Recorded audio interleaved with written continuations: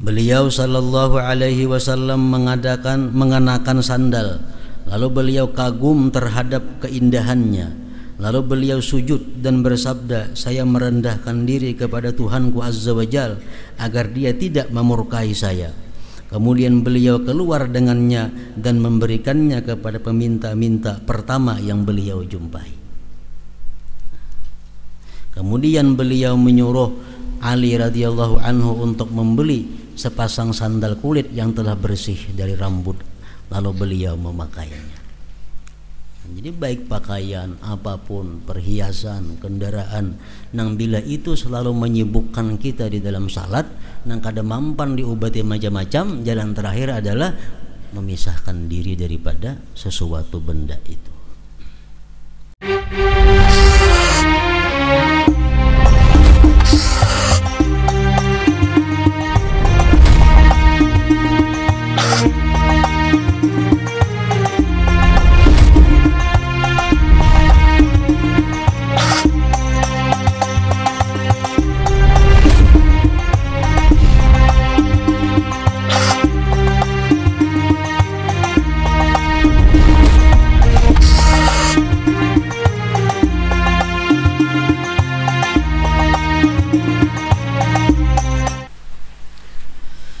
Adapun sebab-sebab yang batin maka itu lebih berat. Geritik hati ini timbulnya dari dalam tubuh kita seorang. Nah ini yang berat. Geritik hati timbulnya bukan karena mendengar suara-suara, bukan karena melihat warna-warni, tapi geritik hati timbul karena dalam hati seorang. Sesungguhnya orang yang keinginannya itu bercabang-cabang pada lembah-lembah dunia, maka pikirannya tidak terbatas pada satu macam pak saja.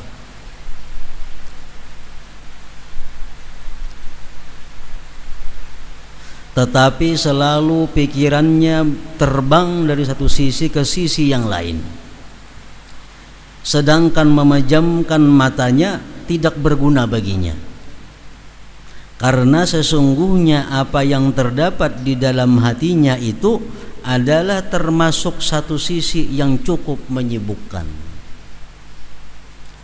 Nah ini orang nang hatinya ini banyak benar cabang-cabang dunia,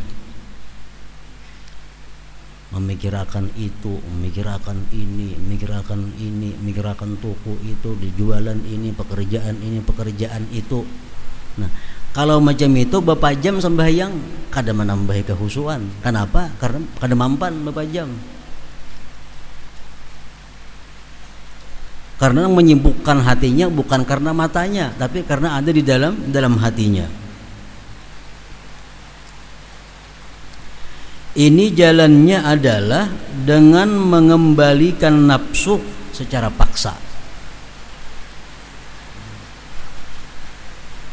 Ini jalannya adalah dengan mengembalikan nafsu secara paksa untuk memahami apa yang dibacanya di dalam salat. Nah, itu pengobatannya. Kalau hati kita yang terlalu banyak memikirkan dunia, sambahyang di tempat nang kadap kada mampan jelas. Sambahyang Bapak jam mata kada mampan juga, karena di hati seorang andaknya. Salah satu cara untuk mengurangi itu adalah memahami apa nang dibaca. Memahami apa nang dibaca. Nah, itu mengurangi geritik-geritik hati nang bercabang-cabang. Jadi kita membaca Bismillahirrahmanirrahim di dalam hati kita dengan nama Allah Maha Pengasih Penyayang. Alhamdulillahirabbil alamin, dalam hati segala puji bagi Allah Tuhan semesta alam. Nah, menguranginya dengan cara memahami apa yang dibaca dan menyibukkannya dari selainnya, dan membantunya untuk itu adalah ia mempersiapkannya sebelum takbiratul ihram dengan memperbaharui pada dirinya akan ingat akhirat, tempat munajat, dan bahaya makam di hadapan Allah yang maha suci, karena dialah yang melihat. Anak sembahyang mesti menghadirkan dulu diri, mengatakan bahwa aku ini sembahyang menghadap Allah Subhanahu wa taala, menghadap yang Maha Agung, menghadap Tuhan yang tahu segala geritik hatiku. Bila aku salah-salah, aku bisa berbahaya. Sebelum takbiratul ihram. Nah, karena sudah takbiratul ihram, usahakan memahami apa yang dibaca. Memahami apa yang dibaca.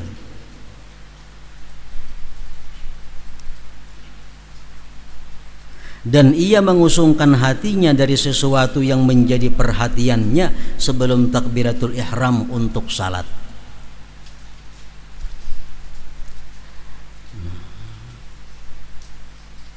Dan ia mengusungkan hatinya dari sesuatu yang menjadi perhatiannya sebelum takbiratul ihram untuk salat. Jadi apa yang menyita pikiran kita sebelum salat dibirisakan. Umpamanya rahatan bemasak, jangan sembahyang dulu, masakakan dulu nasi. Rahatan menjerang banyu, kayaknya manggurak pas orang sembahyang, gelabak-gelabak dijirat banyu. Birisakan itu, hendak bekami birisakan supaya kosong hati daripada hal-hal yang menyibukkan kita sebelum sembahyang. Maka ia tidak meninggalkan kesibukan bagi dirinya, di mana geritik hatinya menoleh kepada kesibukan itu. Bila kita membiarkan kesibukan kita kada selesai sebelum sembahyang, kita bawa sembahyang pasti sudah geritik timbul. Pasti geritik hati kita timbul.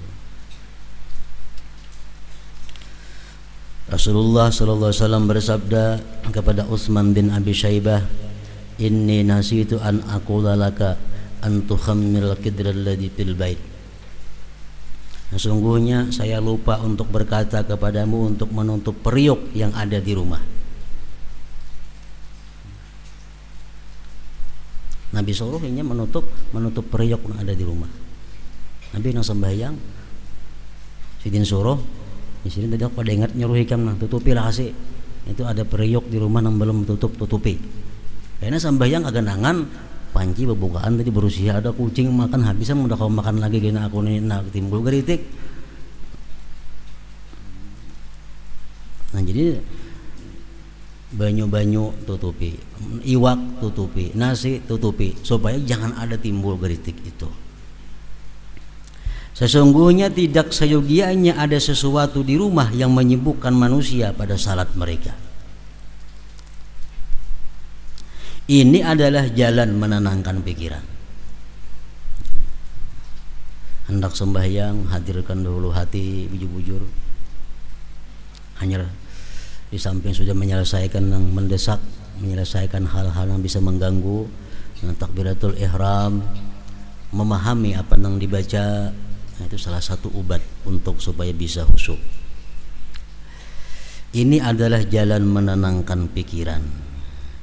Jika gejolak-gejolak pikirannya itu tidak tenang dengan obat yang menenangkan ini, sudah nang sembahyang ingatakan di intang siratal mustaqim berdiri. Semua nanti rumah sudah simpun semuaan. Takbiratul ihram baik. Makna Fatihah sudah belajar, paham arti Fatihah. Arti-arti surah-surah sudah dipaham, sudah sembahyang tatap hati liar ke situ kamari. Dan sudah berusaha. Nah, kalau macam itu halnya kada mampan juga cara nang macam ini, maka tidak menyelamatkannya kecuali obat cuci perut, garam Inggris dan sebagainya. Becahar maka.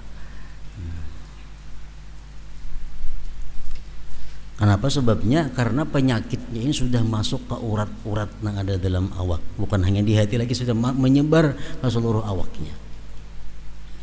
Yang menguras penyakit dari kedalaman urat-urat, yaitu ia melihat terhadap urusan-urusan yang menyibukkan dan memalingkan dari penghadiran hati, dan tidak ragu bahwasanya itu kembali kepada keinginan-keinginannya, dan bahwasanya hal itu menjadi kepentingan-kepentingan syahwatnya.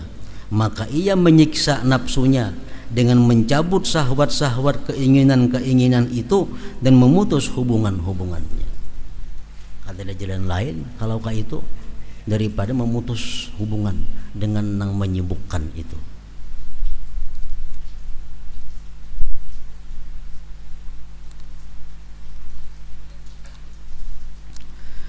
Setiap apa yang menyibukkannya, mengapa? Karena menyibukkan kita sembahyang, mengapa? Karena membuat kita lingah sembahyang, memikirkan itu aja sampai terbawa sembahyang. Setiap apa yang menyibukkannya, menjadikannya lalai dari salatnya, maka itu berlawanan dengan agamanya dan bala tentara iblis, musuhnya. Maka menahannya adalah lebih memudaratkan atasnya daripada mengeluarkannya. Benda nang apakah nang bila sembahyang timbul dipikirkan, sudah memahami ayat, sudah kada mampan juga tetap pikirkan, berarti barang itu adalah merupakan bala tentara iblis. Bila kita tahan, membahayakan. Tidak ada jalan lain selain mengeluarkan barang itu. Maka ia melepaskan diri dengan mengeluarkannya. Banyak orang berisi jabatan banyak. Ia pembakal, ia ketua handil maulid, ia ketua rukun kematian, macam-macam jabatan. Nah, bila sembahyang hingga keingatan urusan pembakal, memaham ayat sudah paham, tapi kada kawat dalam sampai hingga keingatan urusan jadi pembakal ini, nah ada mau ampih. Nah, jalan terakhir adalah harus berampih jadi pembakal. Itu maksudnya ini. Kenapa? Karena pembakal itu berarti adalah tentara iblis. Ditahan membahayakan seorang. Rukun kematian jadi ketua kada so ingat dalam sembahyang, damai-damai aja. Jadi ketua handil mulut kada pernah terganggu sembahyang. Kalau jadi pembakal ini sembahyang pikiran pembakal dipikirkan. Berarti sebabnya geritik hati timbul urusan pembakal ini. Nah, kalau kada mampan cara-cara nang tadi, kada ada jalan lain pada mencabut diri daripada pembakal itu. Contohnya itu.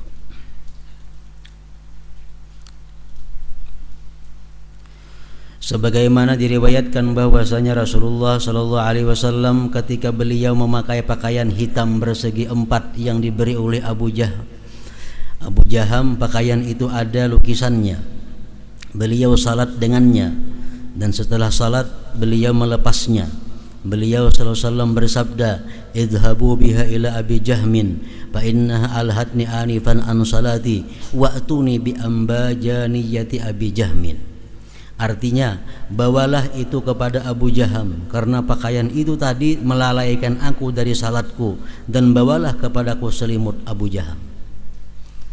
Nabi kita diberi Abu Jaham pakaian hirang nang berwarna berlukis ada. Begitu siring sembahyang, siring melihat lukisan itu, terpikirkan lukisan itu. Nah, tuntung sembahyang, sidin pacul baju itu, belikan bajunya ke Abi Jaham. Aku minta yang biasa yang kada berlukis saja. Nah, itu ngarannya mencabut diri daripada akar yang menimbulkan geritik. Contohnya. Dan Rasulullah Sallallahu Alaihi Wasallam menyuruh untuk memperbaiki tali sandalnya. Kemudian dalam salat beliau memandang kepadanya karena tali sandal itu baru. Maka beliau menyuruh untuk melepas tali sandal tadi daripadanya dan agar mengembalikan tali sandal yang dahulu yang usang. Kenapa? Karena tali sandal ini sumber datangnya geritik hati. Untuk mengobati itu kada lain daripada memutuskan diri daripada sebab datangnya geritik hati itu. Beliau Sallallahu Alaihi Wasallam mengenakan sandal. Lalu beliau kagum terhadap keindahannya. Lalu beliau sujud dan bersabda, "Saya merendahkan diri kepada Tuhanku Azza wa Jal agar dia tidak memurkai saya." Kemudian beliau keluar dengannya dan memberikannya kepada peminta-minta pertama yang beliau jumpai. Kemudian beliau menyuruh Ali radhiyallahu anhu untuk membeli sepasang sandal kulit yang telah bersih dari rambut. Lalu beliau memakainya. Jadi baik pakaian, apapun, perhiasan, kendaraan, nang bila itu selalu menyibukkan kita di dalam salat, nang kada mampan diobati macam-macam, jalan terakhir adalah memisahkan diri daripada sesuatu benda itu.